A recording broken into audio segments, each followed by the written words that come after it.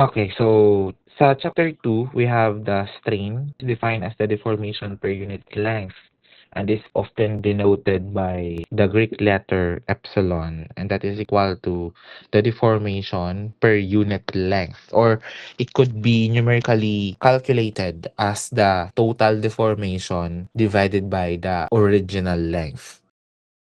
So this is the formula. Ito, this one.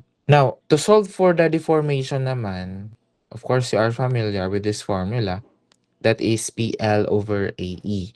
Your P is your force, your L is the original length, your A is the cross-sectional area, and E is the modulus of elasticity.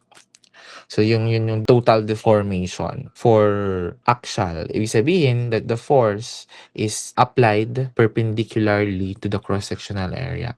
We also have here the axial rigidity. This is very important because sometimes yung problem, yung binibigay is yung axial rigidity. Pag hindi mo alam yung ibig sabihin ng axial rigidity, then you may not be able to solve the problem.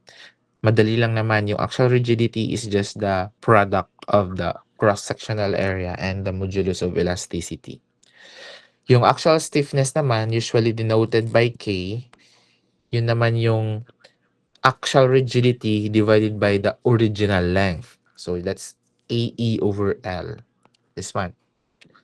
Then if you get the reciprocal of that, we get what we call the flexibility. So I think you have to be very careful with the terms because sometimes yung binibigay sa problem is hindi yung mga symbol, yung binibigay yung mga terms. So dapat at least familiar ka sa mga terms. Okay, dito tayo sa Hooke's law.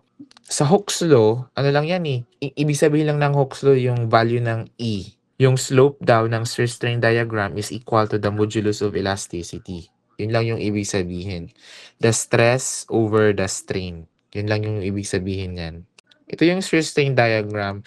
Sa proportional limit, sa proportional region, dito sa proportional region, yung slope daw ng line na yan, yun yung modulus of elasticity. Yun lang naman yung ibig sabihin ni Hooke's.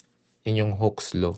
The slope in this region of the stress strain diagram, yun yung modulus of elasticity. Yun lang yung ibig sabihin yan.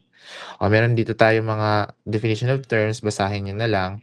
Let's go to, sample problems. Dito tayo muna sa simple strain.